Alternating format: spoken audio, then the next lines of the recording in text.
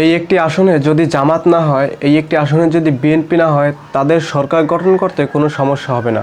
কিন্তু এই আসনটা যদি আমি পাই, তাহলে বাংলাদেশে একটি বেওরিশ হাসপাতাল তৈরি করব। বেওরিশ হাসপাতাল মানে হচ্ছে রাস্তার পাশের অসুস্থ মানুষ, যাদের শরীর পচে গেছে, গলে গেছে, যাদের কেউ নাই আত্মীয় স্বজন, তাদেরকে আমি চিকিৎসা করাবো, তাদের দায়িত্ব নেব। একথা কে বলেছে? মানবিক শওকত ভাই।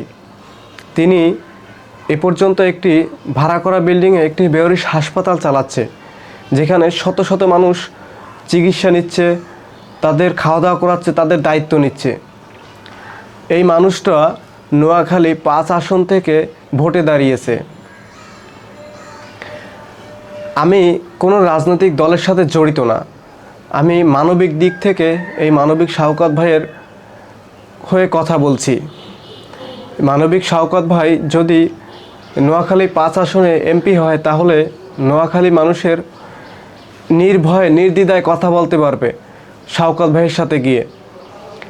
এই মানুষটা জনদরদি, এই মানুষটা মানুষের বিপদে এগিয়ে আসে।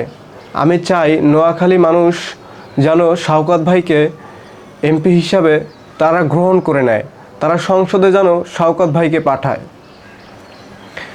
এই ভিডিওটা বেশি বেশি করে শেয়ার করে দিবেন নোয়াখালী যারা আছেন, এবং আমার প্রিয় ভাই ও বোনেরা যারা মানবিক কাজকে পছন্দ করেন, তারা ভিডিওটা বেশি বেশি করে শেয়ার করবেন। শওকত ভাইকে কম বেশি সবাই চিনেন, তার আচার আচরণ, তার কথা বলার ধরন, তিনি কি বলছে এই ভিডিওটায় সবাই দেখেন ভিডিওটা, তাহলে বুঝতে পারবেন।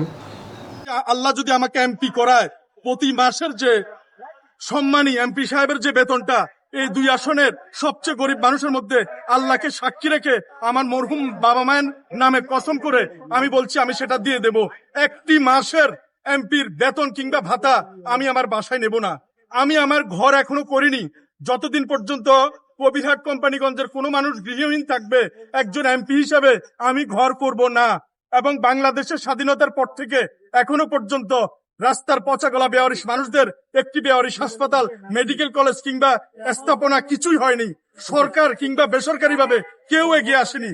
সব তেলের মাথায় শুধু তেল দিতে আসে, কোনো গ্রুপ অফ কোম্পানিও এগিয়ে আসে নাই। এই নোয়াখালী